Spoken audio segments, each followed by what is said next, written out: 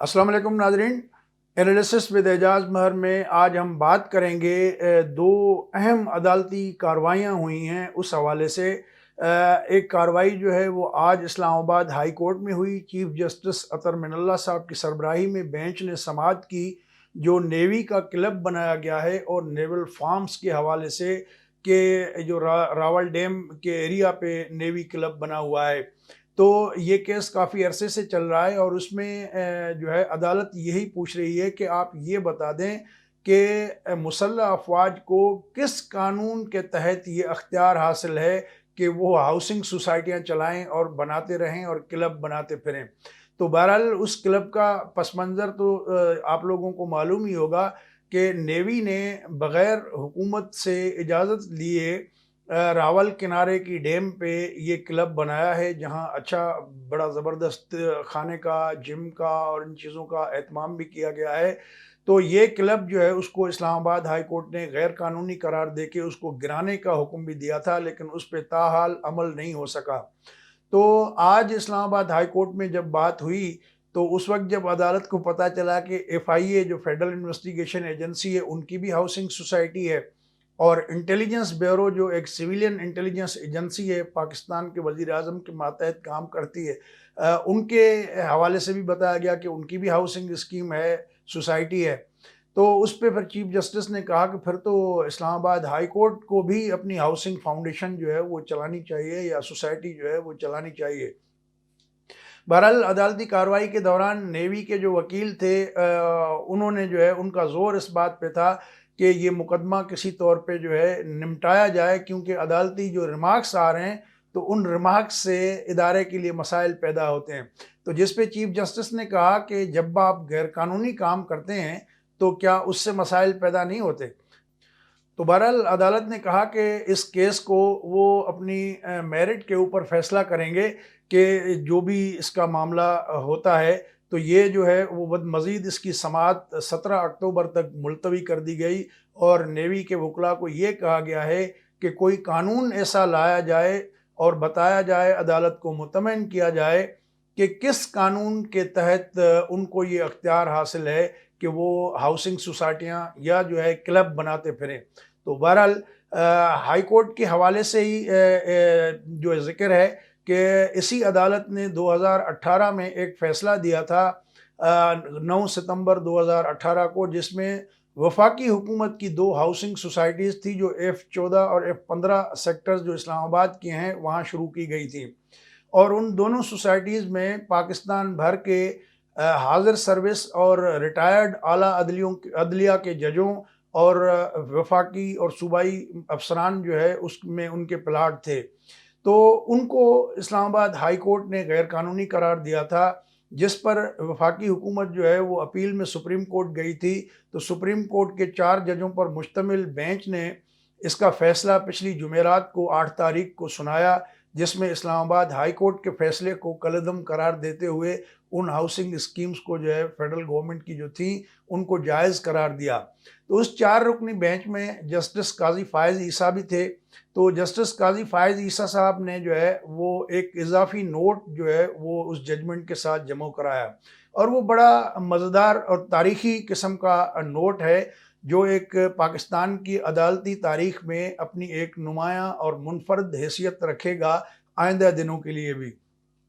Justice قاضی فائز عیسیٰ صاحب نے یہ سوال اٹھایا کہ پاکستان میں ایسا کوئی بھی قانون موجود نہیں ہے جس قانون کے تحت جو ہے اعلیٰ عدالت کے ججوں یا ریٹائرڈ ججوں یا سول ملازمین یا فوج کے حاضر سروس یا ریٹائرڈ جو جنرلز ہیں یا افسران ہیں ان کو پلاٹ الاٹ کرنے اور زرعی زمینیں الاٹ کرنے کے حوالے سے کوئی بھی قانون موجود نہیں ہے۔ انہوں نے یہ کہا کہ چلے سویلین سروس تو اپنے طور پہ چل رہی ہے، لیکن جو فوج کے قوانین ہیں ان میں بھی ایسا کوئی قانون موجود نہیں ہے کہ جو اتھورائز کرے اس بات کو کہ فوجی جرنیلوں اور فوجی افسران کو جو ہے وہ پلاٹ یا اراضی جو ہے زرعی اراضی الاٹ کی جائے۔ تو بہرحال اس کے باوجود بھی انہوں نے کہا کہ یہ کام ہو رہا ہے، اور اس کا انہوں نے پھر تاریخی حوالے بھی دیے ہیں، جس میں انہوں نے بتایا کہ پاکستان بننے کے بعد ظاہر ہے کہ آپ لوگوں کے علم میں بھی ہوگا کہ پاکستانی فوج کے دو برٹش جو سربراہ رہے ہیں، اور اس دونوں کے بعد پھر ایوب خان جو تھے وہ پہلے لوکل پاکستان آرمی کے سربراہ بنے۔ تو جب جنرل گریسی آرمی چیف تھے تو جنرل ایوب خان ان کے پاس گئے کہ ہمیں زمین الاٹ کی جائے، تو جنرل گریسی نے ان کو کافی جھاڑ پلائی اور کہا کہ یہ فوج کا کام نہیں ہے، کس بیسس پہ آپ جو ہے وہ زمین کلیم کرتے ہیں۔ تو بہرحال جنرل گریسی نے ان کو الاٹ نہیں کی زمین، اور پھر اتفاق سے جب بعد میں جنرل ایوب خود بن گئے تو وہیں سے اصل میں یہ گند پڑا، اور فوج کو جو زمینیں الاٹ کرنے کا سلسلہ شروع ہوا، پلاٹ الاٹ کرنے کا سلسلہ شروع ہوا، یہ ایوب خان نے اس کی سنگ بنیاد رکھا تھا۔ تو بہرحال وہاں سے پھر یہ آگے چلتا گیا اور یہ معاملہ بڑی ایک خوفناک شکل اختیار کر گیا، اور آج پاکستان کے جتنے بھی بڑے بڑے شہر ہیں وہاں ہم دیکھتے ہیں کہ ڈیفینس ہاؤسنگ اتھارٹیز بنائی جا رہی ہیں۔ جسٹس قاضی فائز عیسیٰ صاحب نے اس اپنے تاریخی نوٹ میں یہ بھی لکھا ہے کہ پاکستان کی ستم ظریفی یہ ہے کہ یہ ایک سلسلہ جو چل پڑا ہے جو قانون کے خلاف ہے وہ رکتا ہوا نظر نہیں آ رہا ہے۔ تو انہوں نے اپنے یہ جو نوٹ لکھا اس میں جو سابق آرمی چیف تھے جنرل آصف نواز جنجوعہ، جو جن کے بارے میں یہ افواہیں بھی گردش کرتی رہیں کہ انہیں زہر دے کے مار دیا گیا تھا، بہرحال ان کے بھائی جو ہیں شجاع نواز، انہوں نے ایک کتاب لکھی ہے متحدہ پاکستان ایک ملک کو کیسے توڑا۔ اس کتاب کا حوالہ دیتے ہوئے اپنی ججمنٹ کے اضافی نوٹ میں قاضی فائز عیسیٰ صاحب لکھتے ہیں کہ جس طریقے سے یہ ایسا ماحول بن گیا پاکستان میں کہ فوج ہو یا سول افسر شاہی ہو، انہوں نے جو ہے وہ ایک پلاٹ الاٹ کرانا، سرکاری زمینیں ہتھیانے کو جو ہے ایک نصب العین بنا لیا، اور اس سے ایک نئی استحقاق کی ثقافت نے جنم لیا کہ بعد میں آنے والے لوگ جو ہے افسران جو ہے وہ یہ اپنا استحقاق سمجھتے رہے کہ یہ ان کا حق ہے کہ انہیں زمین اور سرکاری پلاٹ جو ہے وہ الاٹ کیے جانے چاہیے۔ جسٹس قاضی فائز عیسیٰ نے یہ بھی اپنی ججمنٹ میں لکھا ہے کہ پاکستان کی خدمت تو سارے ادارے کر رہے ہیں، چاہے وہ سویلین ہوں یا فوجی ہوں، تو جب ملک کی خدمت کے نام پہ صرف